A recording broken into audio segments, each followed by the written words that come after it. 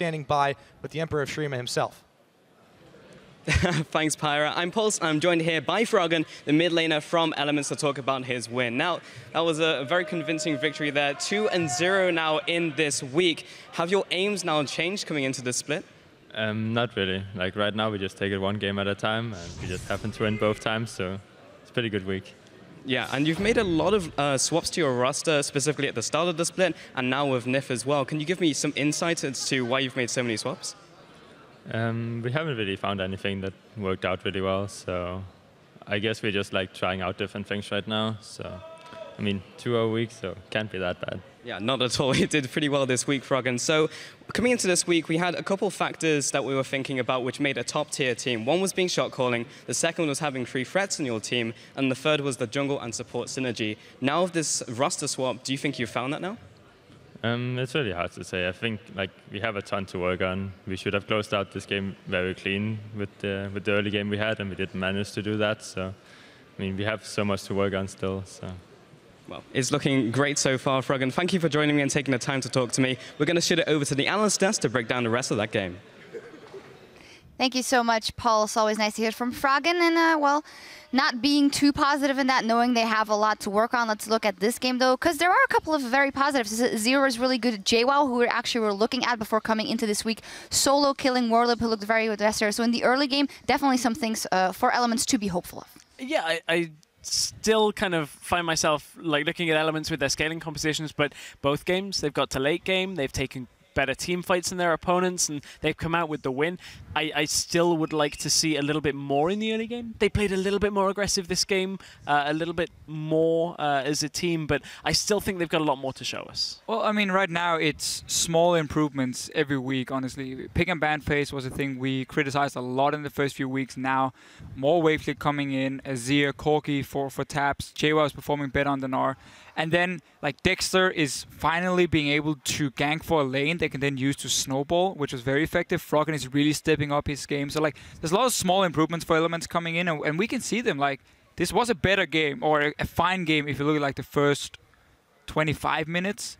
And then it started going downhill for them, but they managed to turn it around in the end. Yeah, definitely comparing to the SK game, this was a strong one from Elements. On the side of Giants, though, who also had an eye on their middle of the table surge, coming out with the Orianna with teleport. You had a lot to say about that, but I do want to throw the first replay up on the screen, because this is when it all came together for me, the Fisho.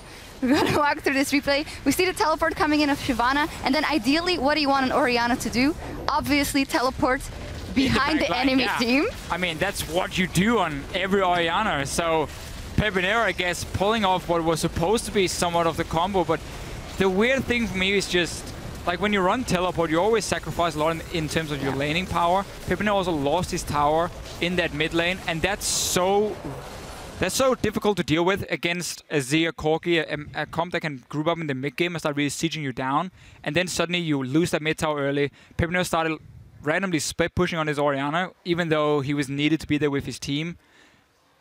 I was not a fan of the teleport, but hey, he pulled it off in that one. Yeah, and in all honesty, that's where it all came together, and I thought it was nice on Giants. They were behind at that point to keep the cool, I'm going to say, to jump into that fight and pull off that combo. But with the next replay, what it will be showing is that there was so much disengage on the side of Elements when that came in, and they were able to play around it so well that it didn't work out. Yeah, again, at this point, this was a lot later into the game as well. This was the 4-0 that we'd end up seeing. So nice shockwave coming out from Pepinero, but it just wasn't quite enough for them in this setup. But also just look at the team fight here for Giants. There's no coordination. Warlip is still running around with his ulti ready. He hasn't used it at all. I mean, normally what you want to do is you want to put that ball on the Shyvana. She then jumps in, get people together, then you use the shockwave and you have like this massive AoE wombo combo. He ran around with ulti ready. We got a good shockwave from Pepinero, but there's no follow-up. And then you start losing the fights. I mean, Froggen was untouched on the side. Pepinero suddenly ends up like in the front line. Not enough for Giants. Yeah, I think that's a really big point. We've been tracking the middle tier teams throughout the last 2 days. And honestly, when you look at this game, I think on a macro level, both teams are really going to have to start picking this up between that kind of 25 to 40 minute mark, where it's just scrappy from both of them. And if they want to secure a playoff spot, that's the area they really have to tighten up. But if you want to secure that top 6 right now, all that matters technically is that you get the wins. And that's why Froggen is saying 2-0. We're okay with that. We know there's a lot of things we need to improve on. But if you start getting closer and closer to at least secure that top 6, then you can start worrying more about what you have to improve. I mean, obviously, right now, if you look at these teams compared to like Origin top 3, there's a massive difference. But getting the wins on the board is the key also to avoid relegation. Yeah, definitely. Just get those wins, pretty or not. And, well, Elements has another win. That's a 2-0 week for them. And in just a few minutes, we'll be looking at the matchup between H2K and SK Gaming as we set the stage for our very last game of the week. There's more LCS action coming your way right after this. So the game plan stays the same as original. Our combos are very similar. We have very good team fighting. The only thing we can do wrong here is just group up and don't use our resources properly. And then go back into the jungle and go in, but here's on the hunt. Oh, denied! It's pushed back. They turn their attention to him. Nif's gonna get the knock-up. JWoww goes Meganar. Oh! Good job, good job, good job. Nice! Keep going, keep going, keep going, keep going. Keep going. Good Nif! That could be some trouble, but he doesn't go down just yet. JWoww, however, into Meganar form is gonna be distracted by him as Whirlip moves in for Froggen, Dexter, and Tabs. Oriana. Nice! I'm on I stun. I kick him. Get him. Nice. A 2-0 week for Elements, and they needed it.